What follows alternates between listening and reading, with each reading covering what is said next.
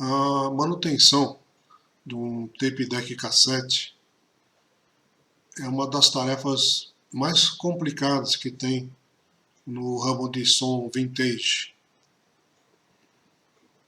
Isso porque a maioria dos aparelhos já são bem antigos, que o último tape deck assim fabricado em grande produção foi feito em 2000. Então de lá para cá já são aí 20, 30 anos, às vezes até 40 anos que um tape deck foi fabricado. E por melhor que ele tenha sido fabricado, projetado e mantido, ao longo do tempo, os componentes vão se estragando, vão alterando os valores, as borrachas vão ressecando, a graxa usada na lubrificação das partes móveis vai ressecando e principalmente os potenciômetros, os contatos vão se deteriorando. Então, por mais que o aparelho tenha sido bem mantido, depois que a gente faz uma manutenção, precisa revisar toda a parte eletrônica, depois que deixa a mecânica em ordem. Aqui nesse vídeo nós vamos mostrar como é o processo que a gente usa aqui na nossa oficina para avaliar se um aparelho foi restaurado em sua totalidade, quer dizer, se ele está funcionando tal como era novo, dentro das especificações do fabricante, ou se, devido a todos esses fatores que eu já falei, ele não conseguiu chegar num ponto que dê um som aceitável. Isso é complicado, porque se o aparelho originalmente já não era lá grande coisa, depois de tanto tempo, ele vai estar pior ainda. E nós já temos falado bastante aqui no canal sobre os aparelhos fabricados no Japão, que a qualidade deles é bem superior aos feitos na Malásia, na Indonésia, na China e em outros lugares. E vou trazer aqui mais um exemplo. É um tape deck Pioneer, modelo CTW802R. É um tape deck duplo, fabricado na primeira metade dos anos 90, e que felizmente foi muito bem conservado, e é um aparelho feito no Japão, para o mercado americano provavelmente, e que foi feita a manutenção aqui em nossa oficina, e um fato raro, ele, vamos dizer assim, ele gabaritou em todos os testes. Ficou exatamente dentro do que o fabricante especificava para ele. O aparelho tem um som incrível, grava perfeitamente, muito boa mesmo a qualidade da gravação, e tem um som muito bem definido, com graves, médios, definidos, agudos, nítidos. Realmente é um aparelho muito bom. Então nós vamos aproveitar para mostrar aqui o método que a gente usa para fazer a avaliação. Como são muitos parâmetros a serem medidos, a gente fez aqui uma fichinha padronizada para a gente não esquecer de fazer nenhuma avaliação. Então aqui está uma fichinha, né? Então a gente vai preenchendo aqui todos os parâmetros que a gente vai medindo. E eu vou mostrar aqui nesse vídeo algumas avaliações que a gente fez, tá? Como resposta de frequência, nível de reprodução e de gravação, distorção, a flutuação, né, o wow and flutter, como dizem os americanos, e assim por diante. E vamos começar então pela medição da flutuação, que é o wow and flutter, que vai nos dizer se a mecânica ficou boa, se a mecânica está em ordem. E isso vai refletir tanto no wow and flutter como na velocidade que ele vai fazer a fita passar em frente aos cabeçotes. Vamos lá então, medição de wow and flutter.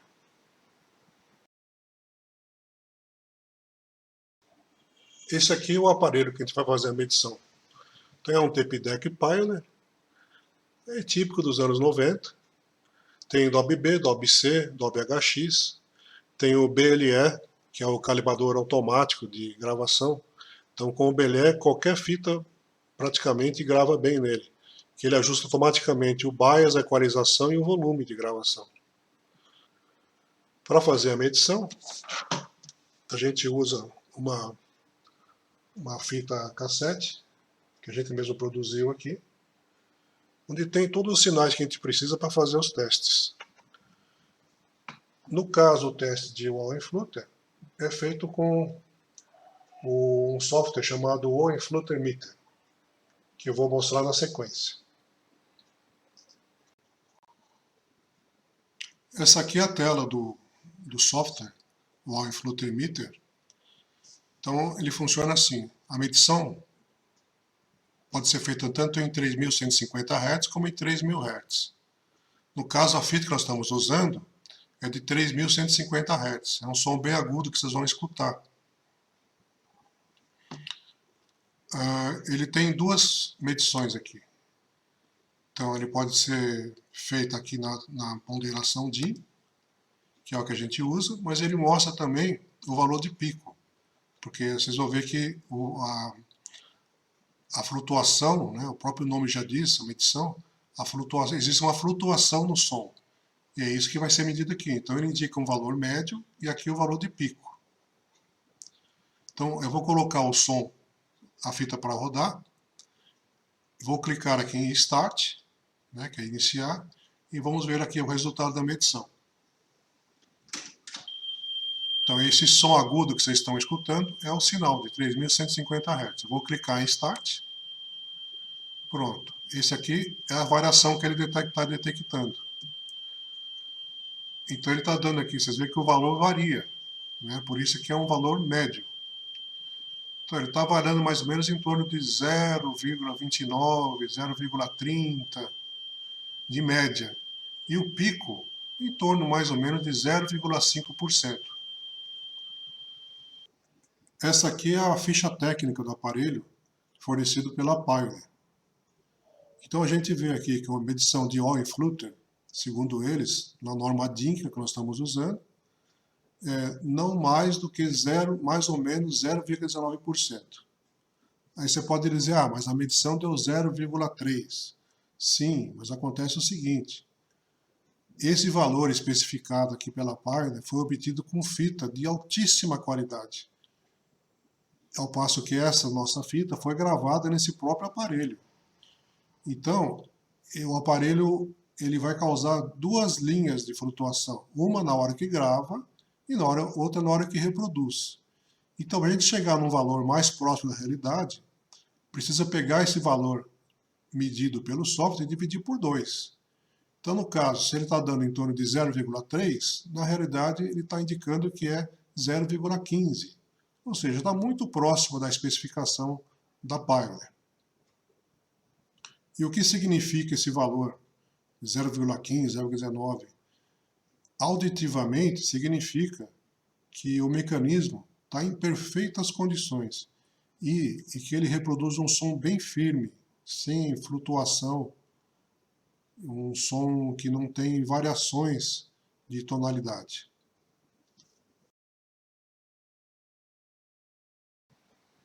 Vamos ver agora o famoso ajuste de azimuth.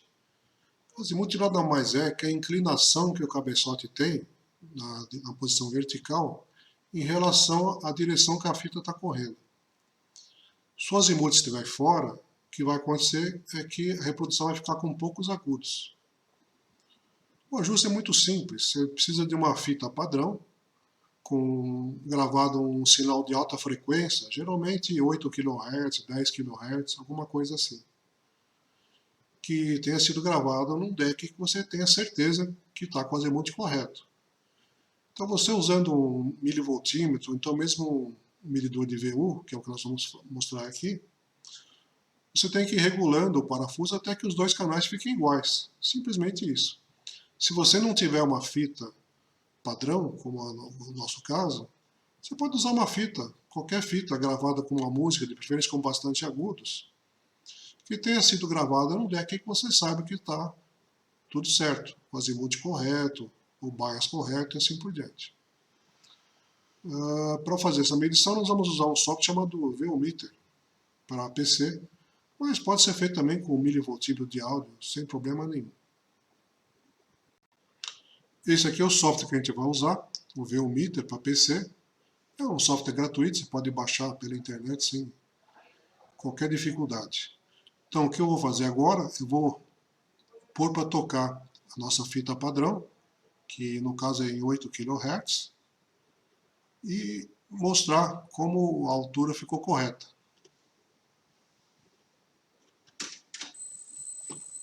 Então, esse sonzinho que você está escutando no fundo, bem agudo, é o som de 8 kHz. Repare que os dois canais têm uma pequena variação, tá? Isso é normal, porque a nossa fita já está meio gasta. Mas essa variação de meio dB, 1 dB, é perfeitamente aceitável. Tá?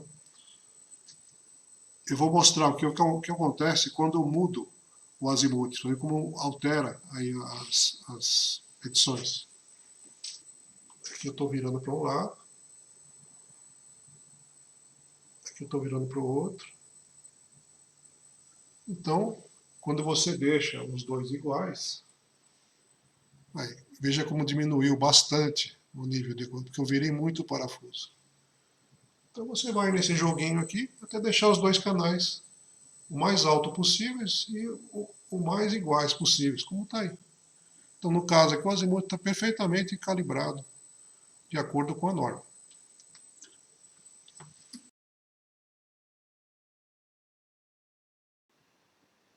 O próximo ajuste é o do nível de reprodução. Também é chamado de nível Dolby ou 0 dB. Esse é um ajuste muito simples. Você precisa de uma fita padrão gravado com o nível que você quer usar, seja o Dolby, o DIN, enfim, existem vários padrões aí. Portanto, precisa saber o que aquele padrão tem que causar na saída do aparelho em termos de milivolts. Esse sinal pode ser medido direto na saída do aparelho, ou o mais correto é você medir no pino do chip do Dolby, conforme indicado no manual do chip do Dolby, ou no manual do aparelho. A maioria dos aparelhos mostra na placa o ponto de teste para regulagem desse ponto. Para fazer essa regulagem, então, você precisa de uma fita padrão, com o sinal padrão do Dolby ou do DIN, ou Philips, o que você estiver usando, e um milivoltímetro, para você fazer a medição. Então, o que eu vou fazer agora é colocar a fita padrão para rodar, você vai ouvir um apito no fundo, é justamente um sinal, no caso aqui, de 1 kHz. Mas você pode medir em 315 Hz, 400 Hz, depende com a fita que você estiver usando. Vou colocar a fita para tocar e vou mostrar a medição que é feita aqui no nosso milivoltímetro eletrônico, feito especificamente para calibragem de tape deck. Mas nada impede que você use um milivoltímetro de áudio que consiga medir aí 1 kHz ou 3 kHz em corrente alternada. Essa é a tela do nosso milivoltímetro de áudio, mostrando aqui exatamente 500 milivolts. Canal esquerdo, canal direito. Veja, repare como o sinal é extremamente estável, mostrando que o mecanismo dele está em perfeitas condições. Novamente, aqui está a ficha técnica do aparelho. Segundo a especificação da Pioneer, a saída, aqui no caso output, teria que ser de 0,5 volts, ou seja, 500 milivolts. Exatamente o que esse aparelho apresentou. O teste a seguir é um dos mais complicados, porque se o aparelho não estiver muito bom, muito bem conservado, vai dar uma variação bem grande.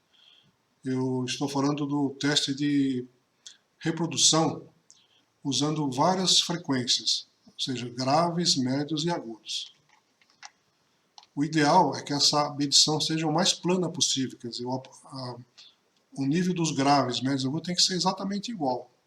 Mas isso é muito difícil encontrar nos tape decks atuais, porque eles têm que ser fabricados com bastante precisão e as fitas de teste que a gente vai usar também têm que ser precisas. No caso aqui, nós vamos usar essa fita aqui, é uma fita feita na Alemanha pela Grundig, especificamente para laboratórios de manutenção de tape decks. É uma fita bastante precisa. A gente tem aqui várias outras que a gente mesmo produziu, compramos, mas realmente essa aqui é a melhor de todas. Então, eu vou colocar a fita para tocar, ela vai reproduzir sons em várias frequências. Tá? Eu vou mostrar a medição, que aqui no caso não interessa muito o valor absoluto da saída em milivolts que ele vai dar. O que interessa mais é a relação entre os graves, os médios e os agudos. Então, para isso, eu vou usar aqui o outro software que a gente já usou, que é o VOmeter. Esse aí é o sinal de 40 Hz. É um grave bem profundo. Você só vai escutar se tiver um subwoofer. 250 Hertz, Sinal 250 Hz. Essa flutuação é normal, tá? Porque esse sinal é emitido em uma intensidade bem baixa, menos 20 dB. 6,3 Kilohertz, Esse é o sinal de 6.300 Hz.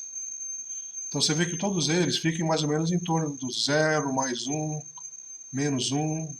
Isso é perfeitamente normal. 12,5 Kilohertz,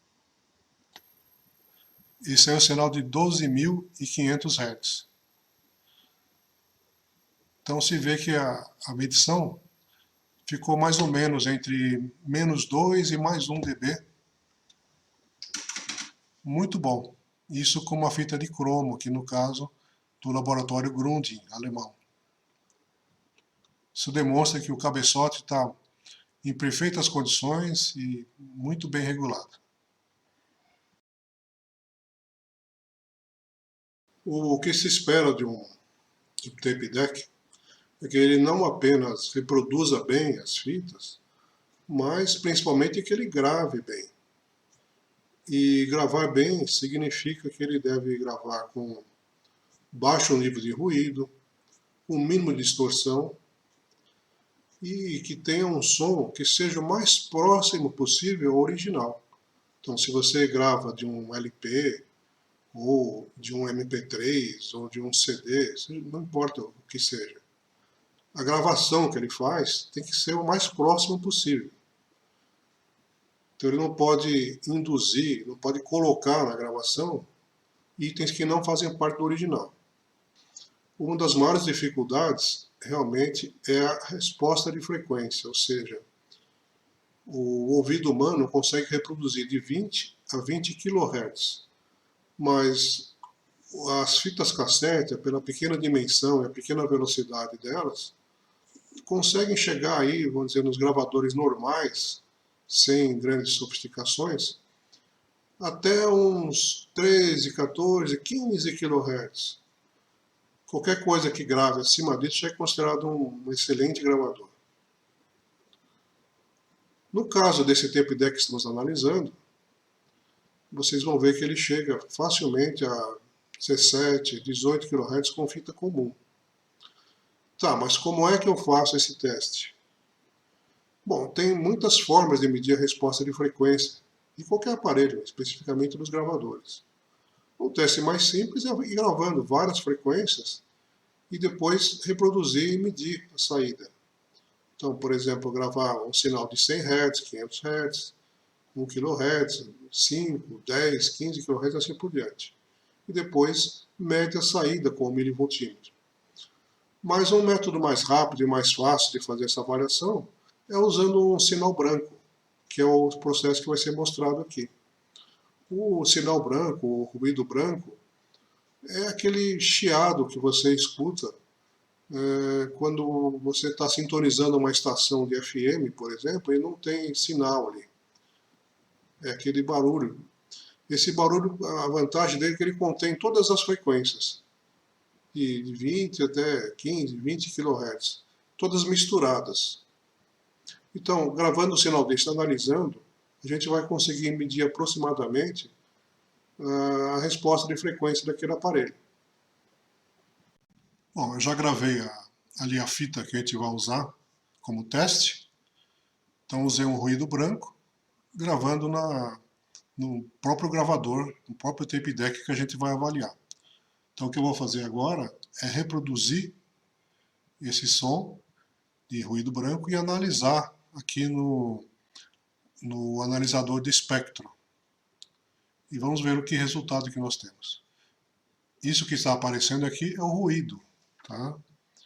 É o ruído que aparece no próprio PC que eu estou usando, nos cabos e no próprio aparelho. Então, esse que está aparecendo é o ruído branco. Então veja só que ele vai de maneira praticamente linear entre 25 Hz até aproximadamente 18, 19 kHz, que é praticamente no limiar da audição humana, com uma variação aí mais ou menos 5 dB, que é o que se espera para um ruído branco.